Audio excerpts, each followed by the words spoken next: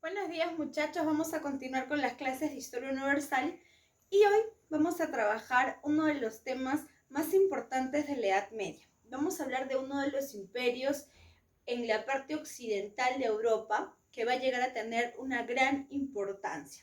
Nosotros la semana pasada hablábamos de los bárbaros, ¿no? Y hablamos, por ejemplo, tocamos a los principales reinos como fueron los visigodos, los ostrogodos, los francos, los anglosajones, los vándalos, ¿no? Y vamos a sacar de todos estos pueblos germánicos, vamos a sacar a uno de ellos que va a ser de gran importancia para este imperio, ¿no? Vamos a hablar el día de hoy del Imperio Carolingio. Como este tema es un poquito extenso, lo vamos a dividir en 2 semanas y hoy vamos a trabajar toda la parte del antecedente y cómo es que se llega a convertir en imperio, ¿ya? Y la otra semana vamos a trabajar toda la parte de la organización. Así que vamos a colocar aquí nuestro título, ¿ya? Imperio Carolingio, parte 1. ¿Ya? La otra semana vamos a ver toda la organización política, económica. ¿Ya, muchachos? Muy bien. Entonces, si hablamos del Imperio Carolingio, ya te mencioné yo que este se va a desarrollar y se va a ubicar en la parte de Europa occidental, ¿ya? ¿Qué reino bárbaro va a dar origen a este gran imperio? Precisamente, ¿no? Vamos a mencionarlo como un antecedente importante, ¿ya? Como un antecedente importante, que va a ser uno de estos reinos bárbaros conocido como el reino de los francos, ¿ya? Recordemos que este reino se ubicó y se desarrolló en las Galias. Encontramos a personajes importantes como por ejemplo Meroveo, quien va a participar a favor de los romanos en la batalla de Tolbiac, ¿no? En la batalla de Chalons, ¿no? A favor de los romanos. Y encontrábamos, o mencioné yo, a otro personaje importante, hijo de Meroveo, quien en honor a él va a crear una dinastía con su nombre, ¿ya? Vamos a decir entonces que el antecedente principal e importante va a ser este reino de los francos. Y este reino de los francos va a tener, ¿no? Como personaje o como antecedente, yo te voy a mencionar aquí a Clodoveo, ¿ya? Clodoveo.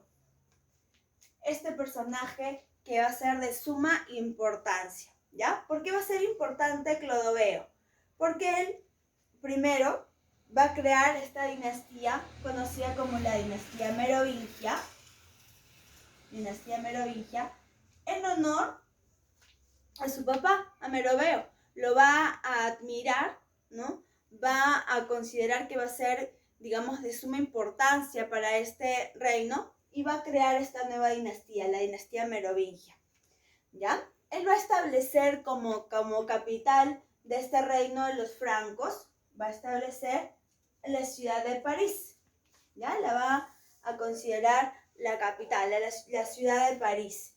¿Qué más vamos a encontrar aquí? Ya vamos a decir que va a vencer a los alamanes en la batalla de Tolbiac. Y recordemos que este acontecimiento va a ser de suma importancia, porque en la batalla de Tolbiac, él prácticamente su ejército estaba perdiendo. Se desconocen muchas, digamos que, puntos mínimos de aquella batalla. Lo que sí se sabe es que estaban perdiendo, ¿no? Y que él va a mencionar en su desesperación, ¿no? Dios de Cleotilde, quien era su esposa y quien todo el tiempo le andaba hablando, pues, ¿no?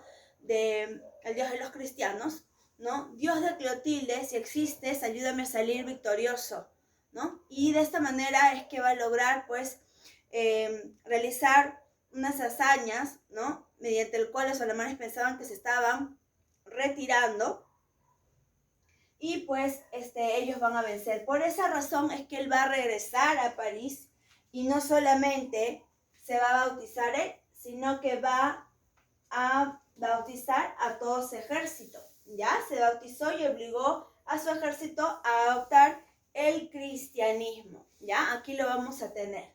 Venció a los alemanes en la batalla de Tolbiac y como consecuencia de ello, ¿no? Se va a bautizar y va a obligar a todo su ejército a convertirse al cristianismo.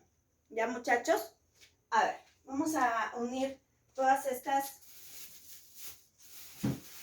Vamos a unir todas estas acontecimientos y hechos importantes. Ya, lo vamos a unir aquí. Ya, aquí vamos a poner el antecedente. Ya, vamos a unir a todos estos hechos importantes de Clodoveo, para que tú sepas por qué es considerado el antecedente importante del reino de los francos. Bueno, decíamos, ¿no?, que él va a crear la dinastía merovingia. Por lo tanto, vamos a hablar ahora de estos reyes merovingios, ¿ya? Estos reyes merovingios que van a tener mucha importancia.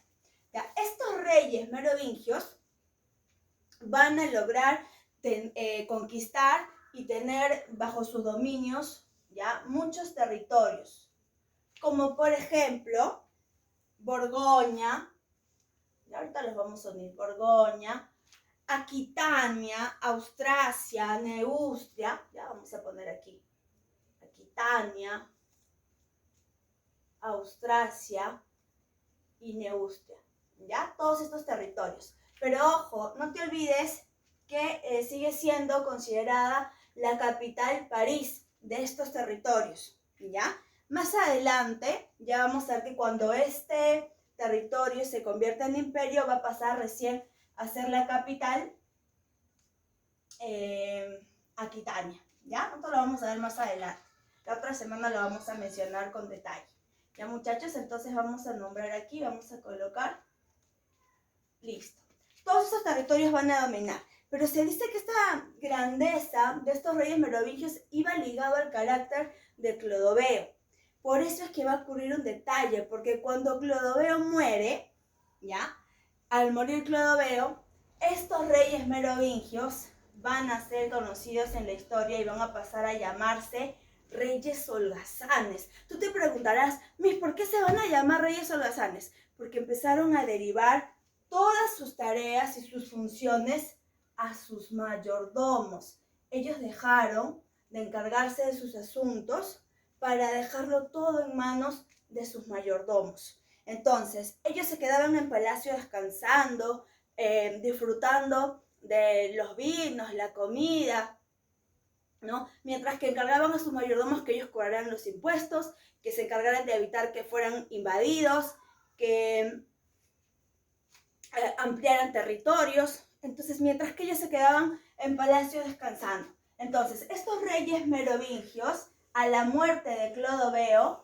van a pasar a llamarse reyes holgazanes. ¿Por qué se van a llamar así? Porque van a estar, ¿no?, digamos que de la mano, van a trabajar de la mano con los mayordomos, ¿ya? Vamos a poner aquí una imagen de estos reyes merovingios, ¿no?, o también conocidos como reyes holgazanes. Aquí tenemos a Clodoveo, ¿no?, y a los reyes que van a, digamos, estar debajo de él. El detalle, ¿ya?, es que, como te mencionaba, la riqueza de este territorio iba ligado a Clodoveo. Ahora, como Clodoveo ya no está, estos reyes van a empezar a derribar sus funciones. Yo te voy a mencionar a dos personajes, ¿ya?, dos importantes reyes holgazanes. Uno de ellos va a ser Dagoberto, ¿ya? Dagoberto va a tener como mano derecha a un personaje importante en la historia. Obsérvalo, míralo aquí, ¿ya? Él, su nombre de pila, digámoslo así, va a ser Carlos de Heristal, ¿ya?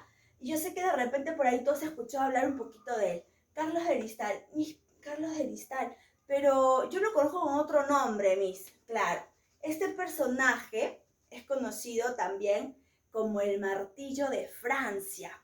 Otros lo conocen con el nombre de Carlos Martel.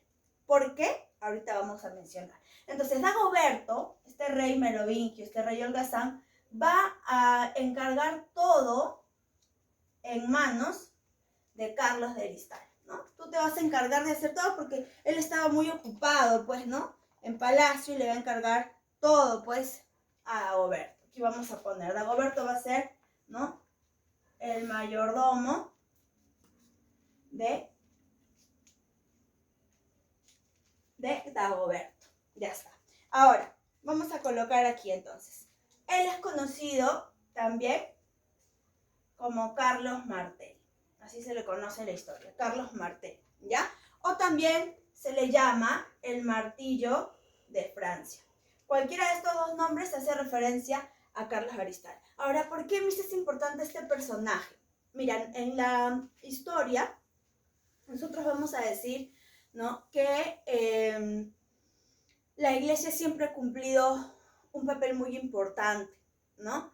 Por ejemplo, en la actualidad, cuando hay que elegir a un presidente, ¿no?, es los llamados obispos. Por ejemplo, a quien le encantaba hablar sobre política siempre era al cardenal Cipriani, ¿no?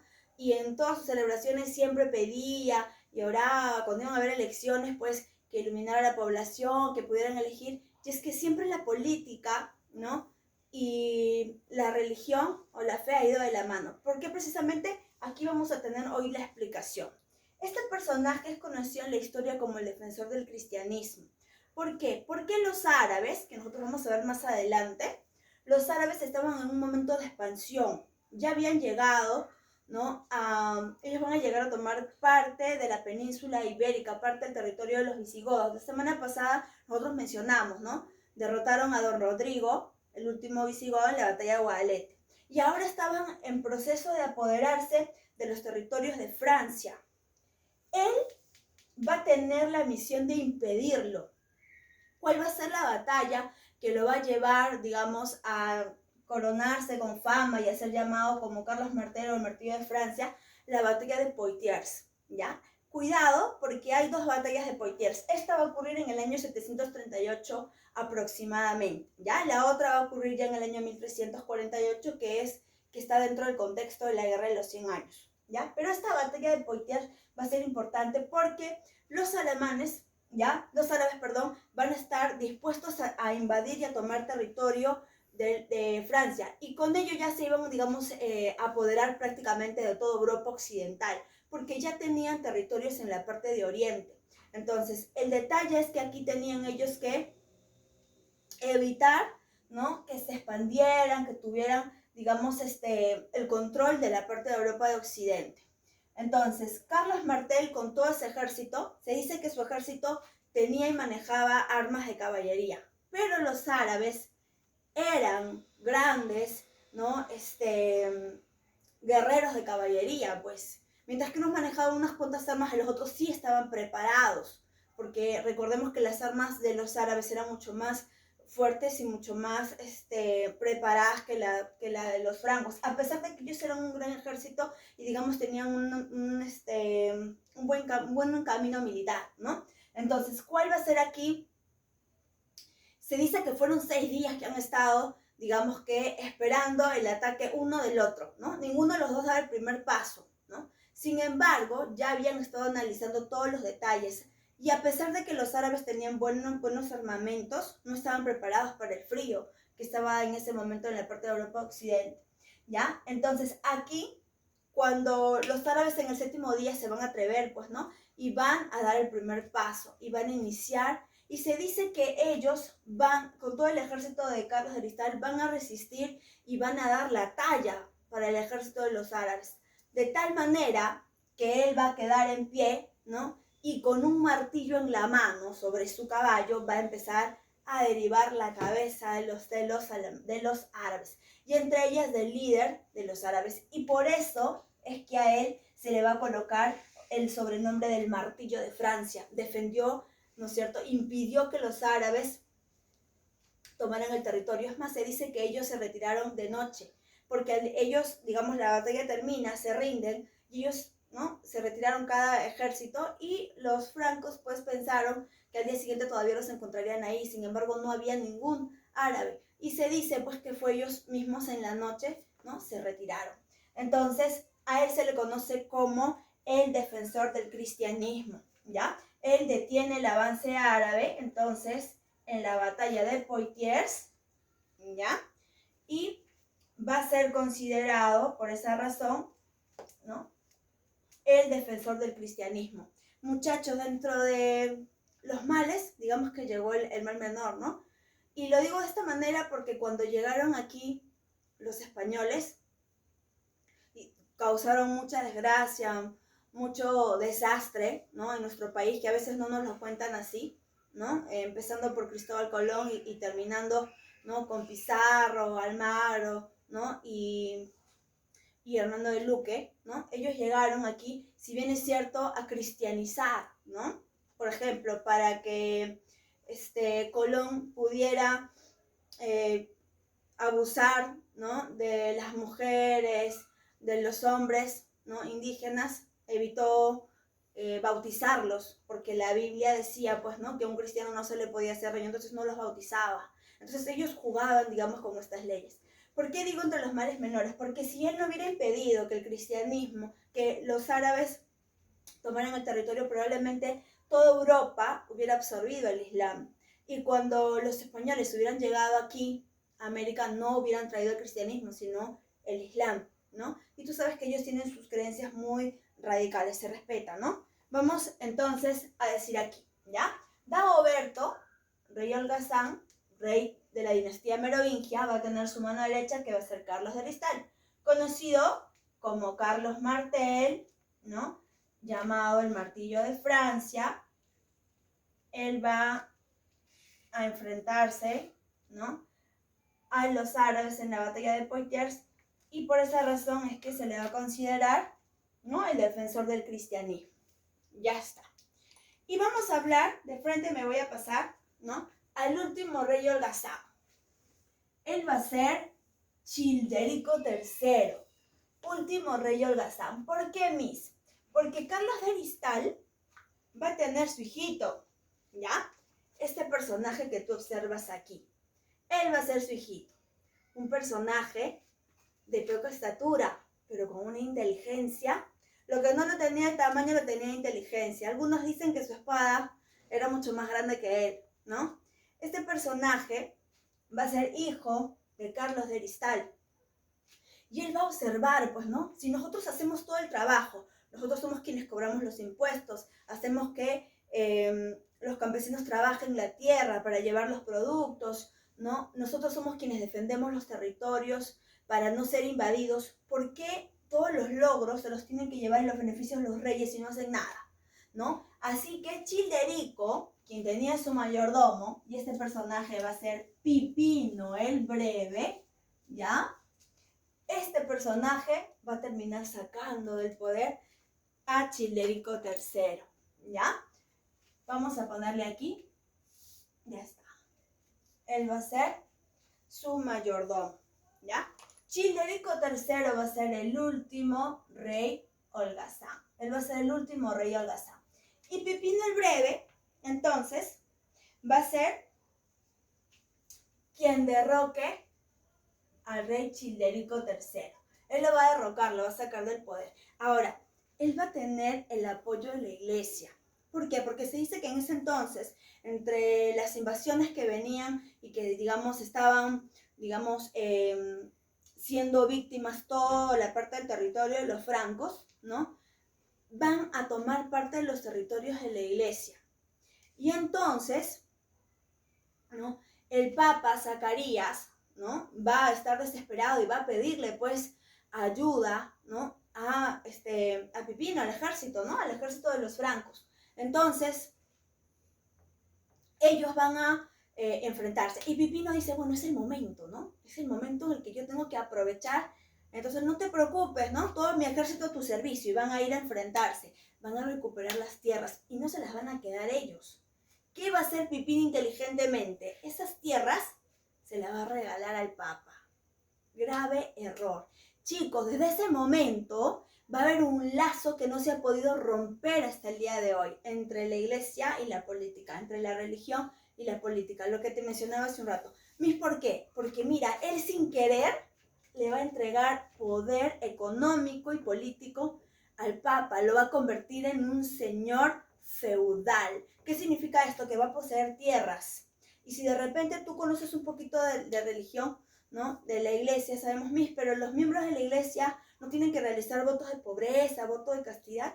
Sí, pero en ese momento, al convertirlo, la iglesia va a tener tierras. Entonces ya no solamente va a tener poder ideológico sobre la población, sino que ahora va a tener poder político, poder económico. Y mucha gente, muchachos, va a querer tener el poder que tenía la iglesia. Entonces, ¿qué van a empezar a hacer? Yo tengo dinero y quiero tener el poder que tiene la iglesia. ¿Qué hago? Compro un cargo eclesiástico. Sin querer, la iglesia va a empezar a convertirse en corrupta. Van a empezar a vender cargos eclesiásticos. ¿Ya? Eso lo vamos a ver todavía más adelante. Pero bueno, aquí radica. Entonces, Pipino va a derrocar al rey Childerico III.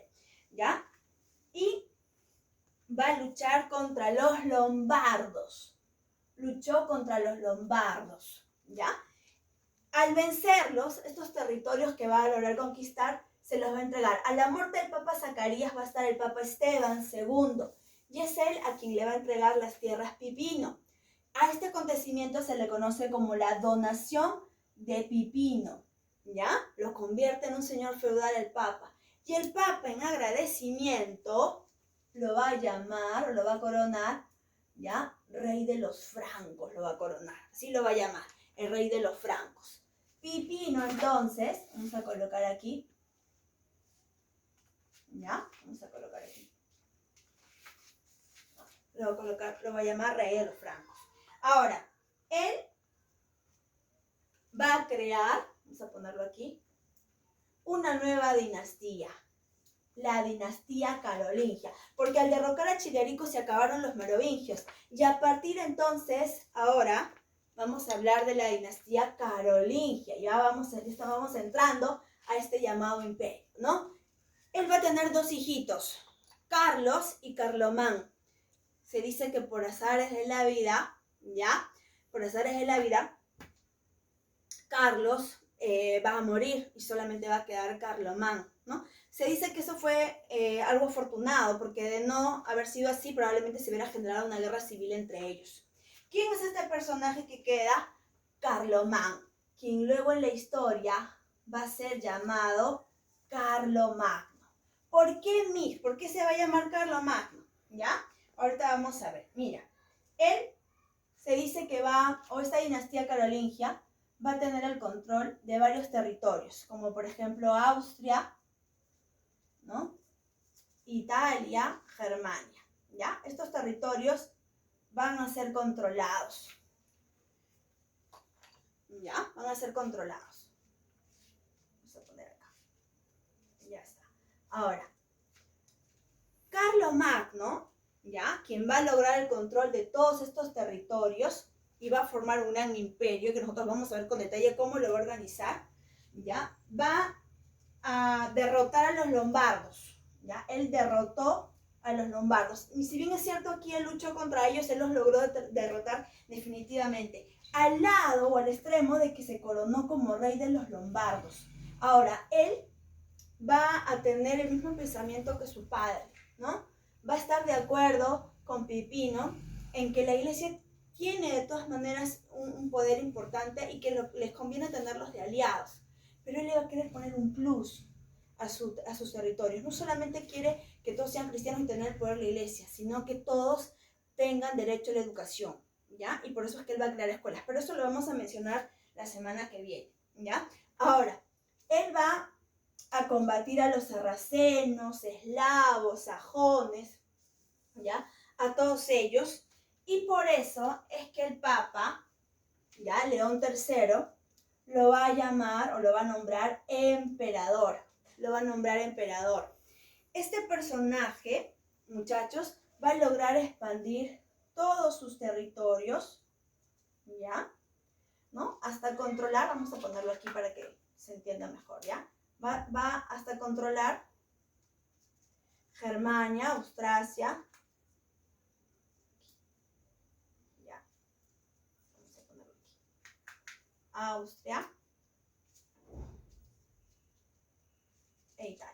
¿Ya? Ahorita vamos a acomodar esto de aquí, ¿ya? Estos territorios los va a lograr tener bajo su dominio, bajo su control, y por eso, ¿no? Es que va a convertirlos en un imperio. Imperio que va a recibir el nombre de Imperio Carolingio, ¿ya? Así se le va a conocer, así se le va a llamar, ¿ya? Vamos ahorita a acomodar esto de aquí para que no te vayas a confundir. Entonces, este Imperio Carolingio va a estar bajo el poder de Carlomagno. Él va a ser su gran emperador. Ojo aquí con esto porque San Marcos y las universidades han preguntado, ¿ya? ¿Quién creó la dinastía carolingia? Este va a ser Pipino el Breve, creó la dinastía. Pero ¿quién consolidó el imperio y lo convirtió en un gran territorio? Carlomagno. ¿Ya, muchachos? Entonces, no te vayas a olvidar. Ya, aquí está. Aquí tenemos, ¿no?, todos los acontecimientos importantes de Carlomagno. Para ti va a quedar una tareita, ¿ya?, en tu libro, y ahora hazlo tú. Vas a hacer la pregunta 2, 3, 4, 6, 7, 8, 9, 10, 11 y 13. ¿Ya? Vamos a colocar aquí tu tareita para que lo tengas. ¿Ya, muchachos? Muy bien. Conmigo será hasta una próxima oportunidad.